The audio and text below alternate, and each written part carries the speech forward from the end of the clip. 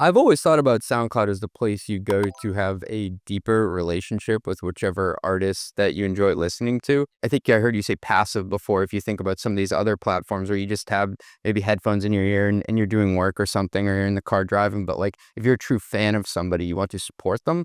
And it seems like it's a model that aligns with the longer tail of artists who may not have the distribution of a Drake. We have 100 million active fans, 9 million creators. That's a good foundation it's a good foundation for two-sided engagement. I think that's part of our uniqueness, that we've operated at scale on both sides of the ecosystem, fans and creators.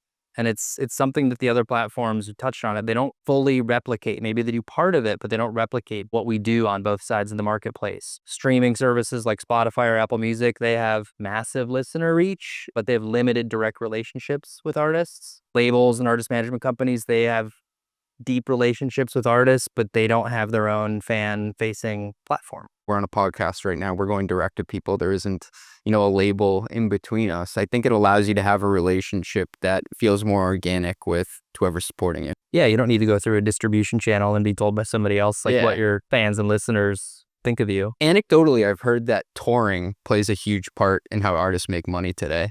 Is that true? Yeah, kind of going back to like the bundled business model being super high margin, and now that the unit economics for what you can earn just from music consumption being less now than it was, but there are a lot more monetization opportunities. Like I'm sure a lot of your listeners have experienced that people that like going to concerts, like it's pretty expensive to go to a concert. But the model in like maybe say the 80s or even 90s was tour so you can sell albums. So you can sell the album, yeah. And now isn't it like sell the music? Or it's like release music so you give people a reason to want to go see you tour, and then the ticket prices are a lot higher than they used to be. And that's where a lot of people still buy merch. Yeah, it's interesting how you go through this bundling and unbundling in any sort of business model, and then people identify different surface areas to monetize different marginal opportunities. Yes. Dan walks into work, CFO of SoundCloud. What's the first metric you want to get a glimpse at? One that I check in the morning every day, even on weekends. There's an automated kind of dashboard that gets sent to pretty much everyone in the company, and it is net adds. So it is the day before, how many subscribers did we add? Fan paid subscriber or creator paid subscriber. I look at that first just to get a pulse check, and then I will double click to see there's 3 components of net adds. There's a first time subscriber, there's a one back subscriber, somebody who maybe subscribed a year ago and then had churned out and then they came back, and then there's churn subscribers. So I just want to get a sense of kind of how those are moving. There's a lot of engagement metrics on the interactions between fans and creators and different ways to look at listening time. We keep a close eye on those. They're primary signals of depth of usage, but I think about those kind of in the context of how they're trending over time, not necessarily something that I'm reflexively checking every day, but net adds I check. This is a super nerdy question, but the net adds part, first of all, I think it's amazing because it allows you to just be in the rhythm of the business. Do different days traditionally have more net adds than others? Weekends are better. One of our sweet spots are DJ sets. If they hadn't been on the platform in a while, the thing that got them back is a friend of theirs saying hey, they found this DJ set. I know you like a certain DJ, and I see that they dropped their last set from a music festival on SoundCloud. I'll send you a link to it, and that might be the thing that kind of gets you back.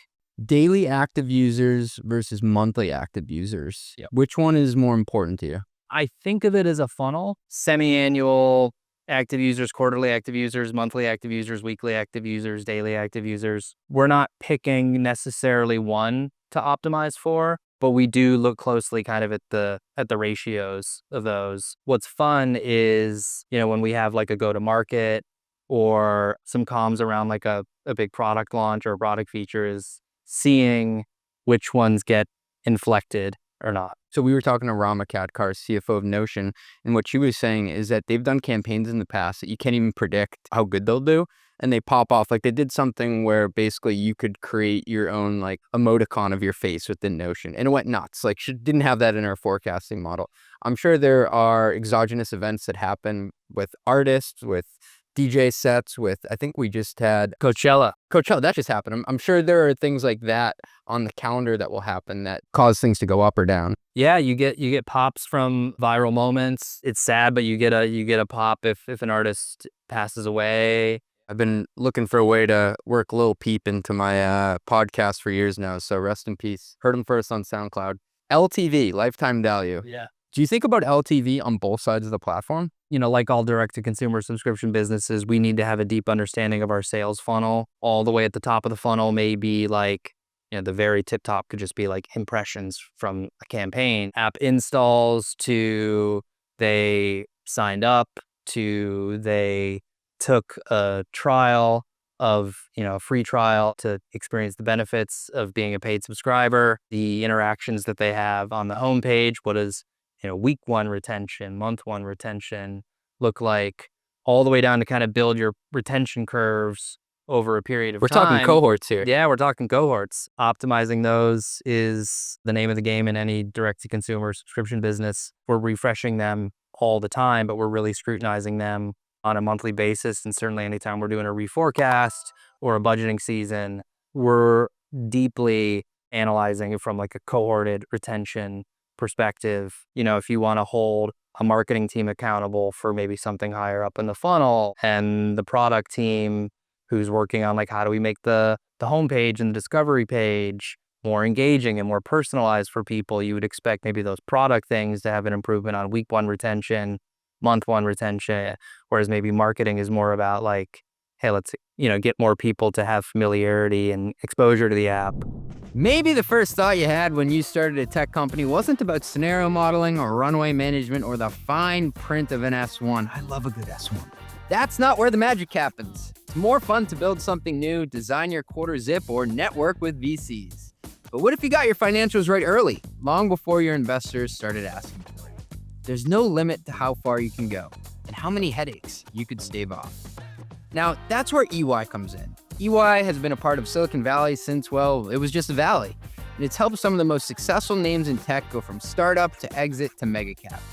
You build the next big thing, and with the teams across strategy, tax, audit, and transactions, EY will help you build your next big thing right.